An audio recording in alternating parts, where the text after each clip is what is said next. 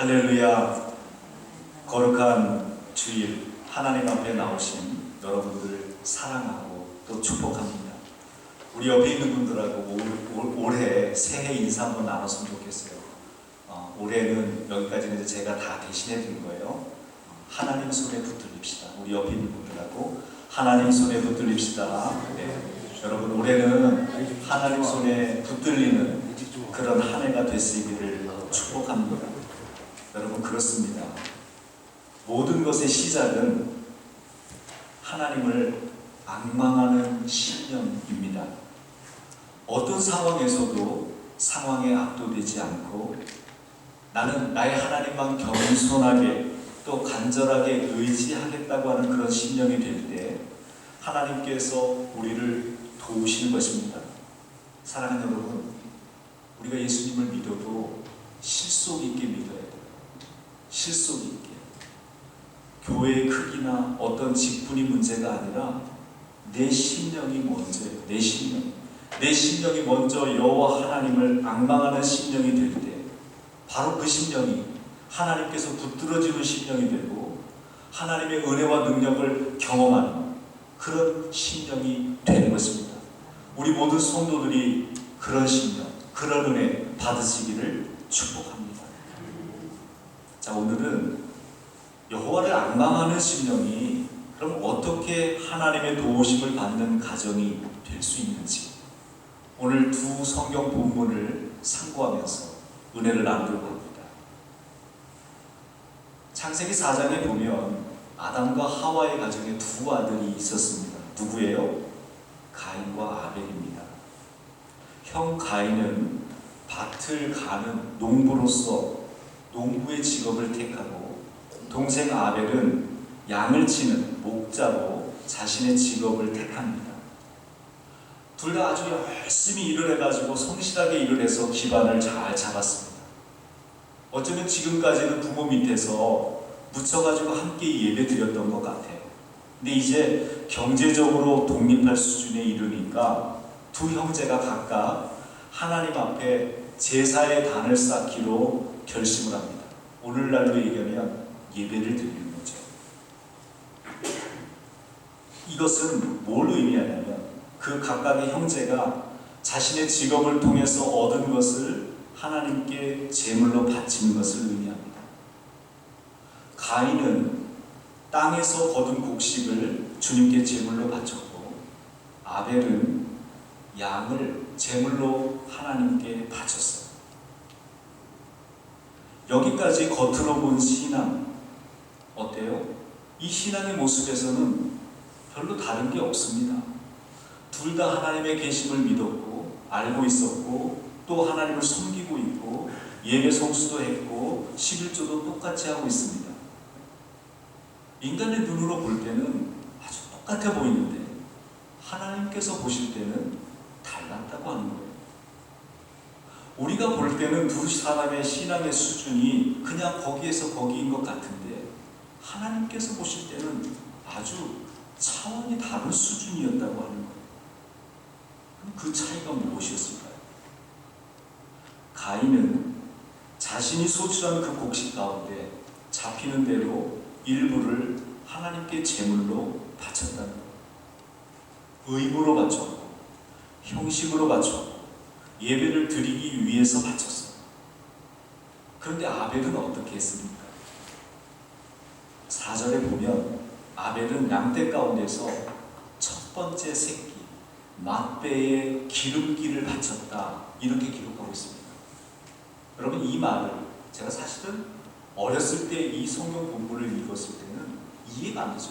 똑같이 하나님께 드렸는데 똑같이 하나님 예배했는데 근데 이 뜻을 잘 새기면 이해가 됩니다. 아벨은 자신이 가진 것 중에서 최고의 좋은 것을 하나님께 드리려고 했다는 거예요. 최고의 양 가운데 가장 좋은 어린 양, 그것도 첫 새끼를 드렸다는 거예요. 여러분들이 가축을 키워보신 분들은 아시겠지만 가축 키워본 분들 이야기를 들어보면 그래요. 첫째 새끼에 대한 애착이 그렇게 크다는 거예요. 자신이 정성을 다해서 힘을 다해가지고 키운 양이 예? 첫 번째 양을 낳는데 그 양을 받았어요. 내가. 그 양이 얼마나 귀하냐면 말로 형언할 수 없을 정도로 자기 새끼 이상으로 귀하다고 얘기합니다. 그렇습니다. 아벨은 자신이 가지고 있는 것들 중에서 그런 새끼들만 골라서 하나님께 바쳤다고 합니다. 여러분, 아벨의 마음이 느껴지지 않습니까?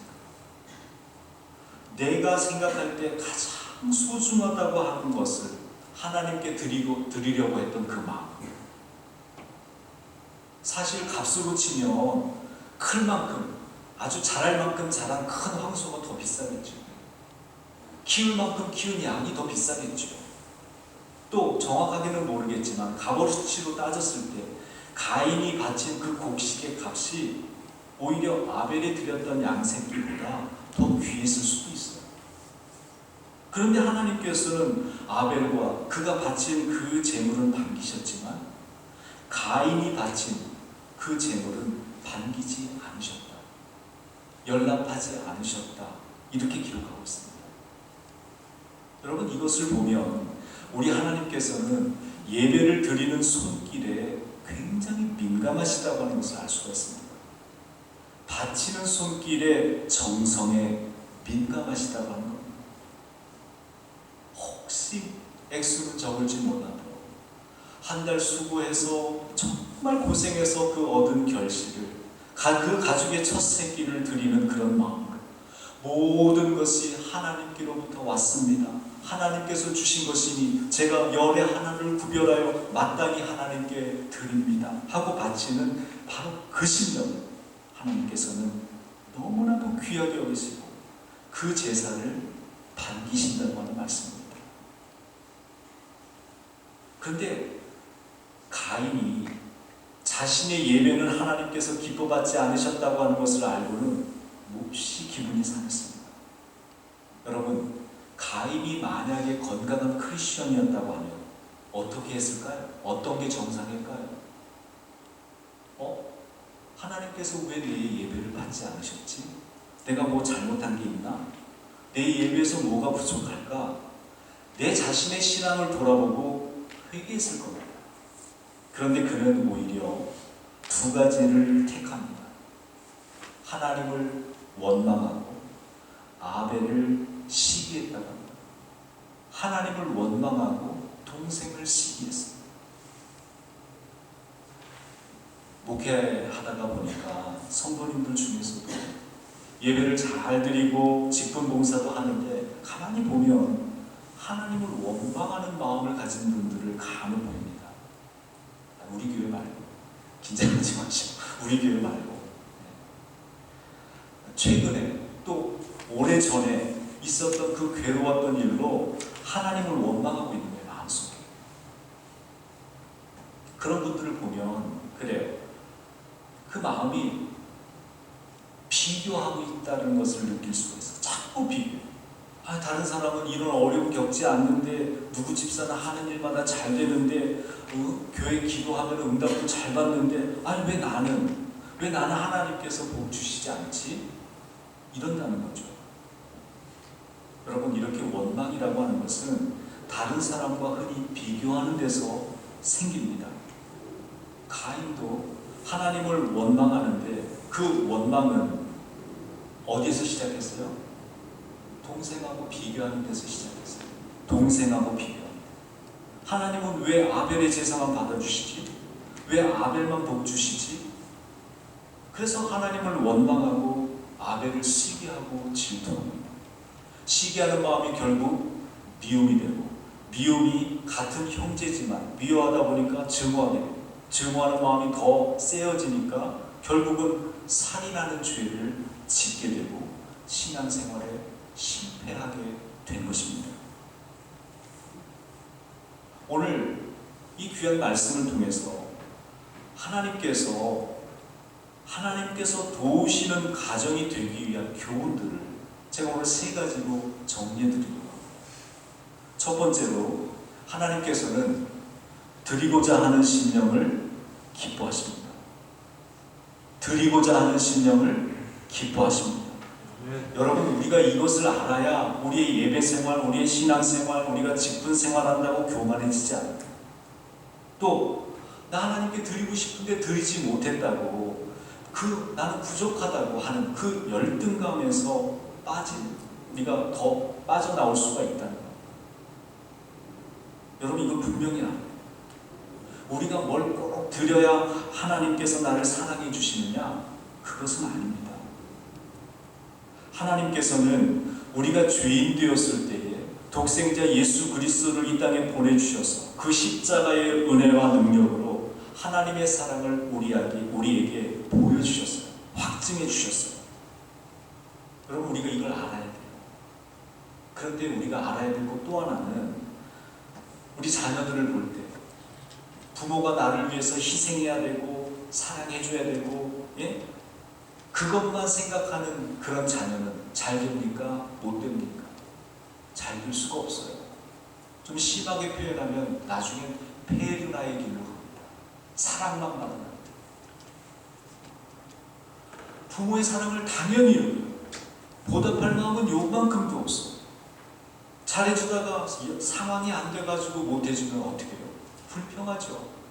엄마가 나한테 해준 게 뭐가 있냐, 이런 얘기는 하죠. 여러분, 성도들도 마찬가지라고. 하나님께서 내게 베풀어 주신 은혜와 사랑을 당연히 더 해주셔야 돼요. 무조건 해주셔야 돼요. 안 해주시면 왜 나한테 이래요? 왜 나는 사랑 안 해요? 마찬가지라고 하는 말입니다. 사랑하는 여러분, 그런 성도는 절대로 건강한 크리스천이 될 수가 없습니다.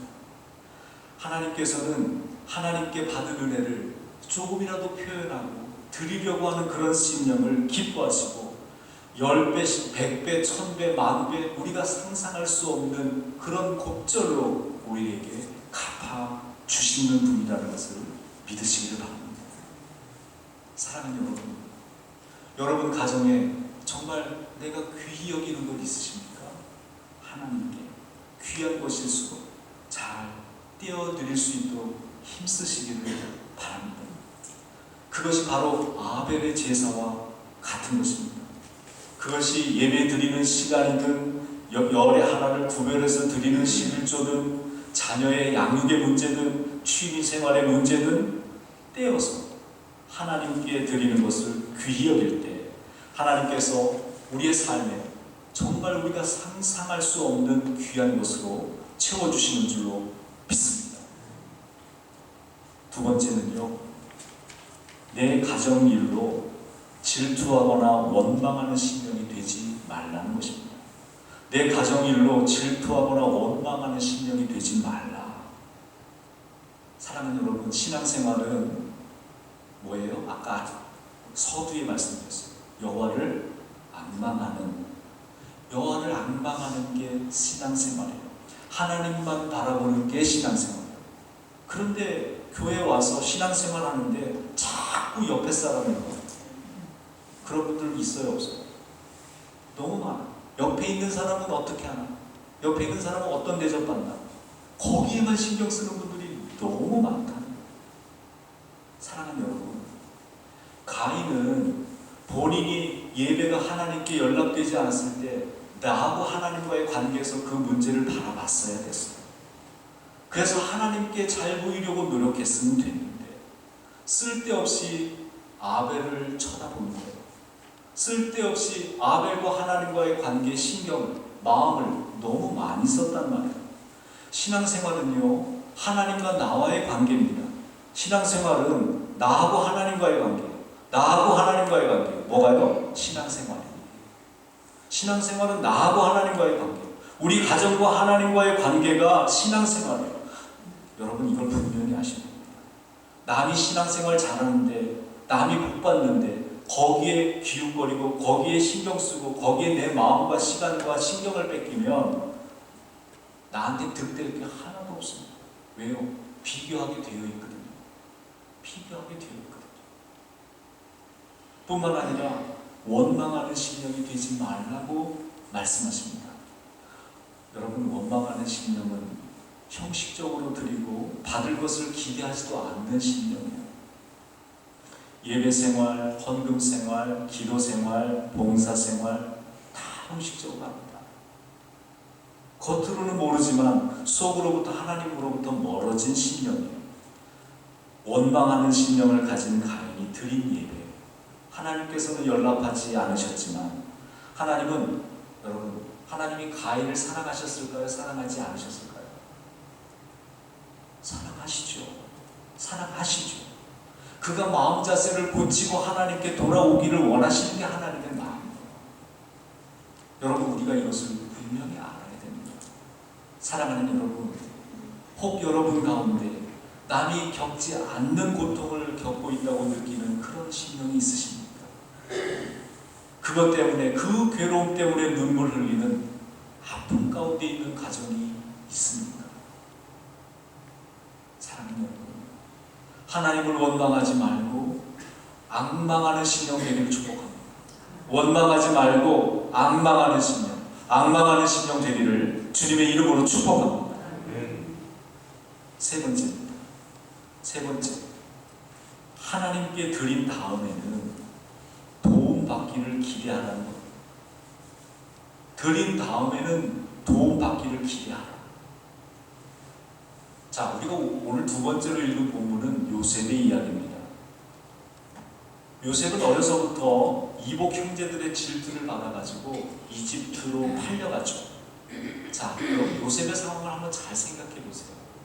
말도 통하지 않는 낯선 땅에서 부모 없는 그런 고아처럼 노예로 비참하게 살아갑니다. 한국 사람들 말로 얘기하면 참 한많은 인생도 그런 인생 없어요. 10살밖에 안 된 아이가 팔려가가지고 노예로 지내. 한번 생각해 보세요. 그런데 요셉은 그런 노예 생활 가운데서도 자신이 하나님을 믿으니 하나님께서 자신과 함께 하신다고 하는 그런 믿음 가운데서 그것을 기대하면서 살아갑니다. 여러분, 그게 진짜 믿음이죠. 주위 사람 중에 아무도 하나님을 믿는 사람이 없어요. 기대하는 사람도 없어요. 그런데 요셉은 하나님께 자신의 믿음을 드립니다. 하나님 경외하는 마음을 드립니다. 혼자 예배를 드립니다. 요셉은 이렇게 하나님께 드리는 것을 기뻐하는 심령이었고, 다른 사람과 비교하고 질투하거나 원망하는 그런 심령이 아니었다고 하는 말이에요. 그런데 요셉의 정말 그 믿음의 탁월한 점은 뭐냐? 이렇게 하나님께 그 믿음을 드린 후에 풍성하게 받기를 또한 기대했다고 합니다. 하나님께서 반드시 때가 됐을 때 자신을 사용하실 거라는 것, 이 믿음을 놓지 않았다는 거예요. 그는 그러니까 매사에 하나님을 의식하면서 살았다고 하는 말이에요. 그래서 노예 생활이었지만 바르고 정직하게 살았던 거예요. 왜요? 하나님이 나를 보고 계시니까. 하나님이 내 옆에 계시니까. 그러니까 그 어려운 상황에서도 남을 돕고 배려하면서 살았습니다. 왜요? 내가 믿은 대로 하나님께서 내 곁에서 나를 보고 계시니까. 위기 가운데서도 절대로 거짓이나 불의를 써서 빠져나오려고 하지 않습니다. 왜요? 하나님이 내 곁에 계셔서 내가 어떻게 하고 있는지 보고 계시는 하나님을 인지하고 있었기 때문에, 그러니까 하나님 앞에서 죄 짓지 않으려고, 그리고 오히려 하나님의 도우심을 기대하면서 살았다고 합니다. 사랑하는 여러분, 어떻습니까? 우리 자녀들 교회에 나오는 아이들 중에 우리 부모님이 같은 교회에 다녀요. 부모님이. 그런 아이들이 그 교회에서 당당하게 살까요? 부모님이 교회에 안 나오는 아이들이 당당하게 생활할까요? 물론 성격에 따라 좀 차이는 있겠지만 성격이 같다고 치면 누가 당당하고 아주 자신감 있게 행동할까요? 누구요? 부모님이 교회 다니는 아이. 부모님도 우리 교회 다니고 나도 이 교회 다녀. 그런 아이가 이 교회 주인처럼 생활하고 행동하고 말하고 그렇게 처신하는 거예요. 무슨 말씀이냐? 하나님이 나와 함께 하시고 하나님이 나의 아버지가 되시고 아버지 하나님께서 나를 주관하시고 나를 모두 인도하신다는 것을 알고 행동하는 자녀는, 그런 믿음의 자녀는 당당하게 행동할 수 있다고 합니다. 자신감 있게 행동할 수 있다고 합니다. 오늘 창세기 39장 2절 3절 말씀에 여호와께서 요셉과 함께 하심으로 그가 형통한 자가 되어 그의 주인 애굽 사람의 집에 있으니 그의 주인이 여호와께서 그와 함께 하심을 보며 또 여호와께서 그의 범사에 형통하게 하심을 보았더라. 할렐루야. 사랑하는 여러분, 저는 지금 오늘 우리가 방금 읽은 이 말씀이 올 한 해 우리 모든 성도님들의 믿음의 고백이 되기를 축복합니다. 무슨 말씀인지 몰라서 아멘을 못하시는 것 같아요. 여러분, 이게 우리의 믿음의 고백이 되고 간증이 돼야 돼요. 하나님이 나를 보고 계시고 나를 지켜주시고 나와 동행하시기에 내가 담대하게 하나님의 뜻을 따라서 내가 구하고 원하는 것, 하나님 뜻 가운데서 하나하나 이루어질 수 있게 되는 2020년 한 해가 되기를 축복합니다. 여러분, 우리 아버지신 하나님께서 여러분의 삶을 눈여겨보십니다. 도와주시려고, 어려운 일들을 극복하게 하시려고, 때로는 지혜를, 때로는 능력을, 때로는 동행하심으로, 때로는 우리의 모든 대적들을 물리쳐 주심으로 하나님께서 함께 해주십니다. 여러분, 얼마나 든든해요. 얼마나 자신감이 생겨요. 여러분의 고백이, 이 말씀이 여러분의 고백되고 간증될 줄로 믿습니다. 어떤 교회의 목사님 간증, 이 목사님에게 성도님 한 분이 찾아와서 기도 부탁을 하더라고요. 목사님, 왜 그래요 집사님? 목사님, 사실 최근에 저희 아버님이 좀 몸이 불편해지시고 이제 돌아가실 날이 얼마 안 돼서 그러는지 상속 문제 가지고 집에 한번 내려오래요. 그런데 제가 예수 믿는 것을 포기하지 않으면 하나도 상속을 안 해주겠답니다. 여러분 같으면 어떻게 하시겠어요? 그 집이 꽤 부자였던 것 같아요. 꽤 부자였던 것 같아요. 근데 이 집사님이, 목사님 이렇게 기도해 주세요. 제가 돈 때문에 믿음 잃어버리지 않게 도와주세요. 돈 때문에 하나님 버리지 않게 도와주세요. 뿐만 아니라 우리 아버지 천국 백성 되게 제가 복음 전하게 도와주세요. 여러분, 그 목사님한테 그런 얘기할 정도까지 그렇게 고민하며 기도했으니까 얼마나 오랫동안 이 부분 가지고 기도했겠어요. 그래요. 목사님이 가만히 그 집사님을 생각을 하니까, 야, 참 여러 가지로 고민이 많았겠구나. 유산이 걸린 문제, 그 시점에서 시골에 가서 제사상에 절하지 않고, 절대로 제사상에 절하지 않고 하나님의 복음을 아버지에게 전하고 그렇게 살겠다, 하나님 버리지 않겠다고 하는 그 믿음, 그 마음을 보고 하나님 앞에 목사님도 간절히 기도했대요. 며칠 후에 그 집사님 부부가 돌아왔어요. 목사님, 기적이 나타났어요. 답은 나와 있잖아요. 그래서 어떻게 됐어요? 그랬더니 그 집사님 아버지 앞에서 정말 간절한 마음으로 진실하게 말씀드립니다. 아버지, 제가 이 땅에서 아버지 정말로 존경하지만 그 좋은 천국에서도 아버지와 함께 지내기 원합니다. 아버지, 정말 아버지의 유산 저한테 하나도 안 주셔도 좋습니다. 아버지가 주시고 싶은 사람에게 다 나눠주세요. 하나도 저는 서운하지 않습니다. 저는 아버지 재산입니다. 아버지가 더 소중합니다.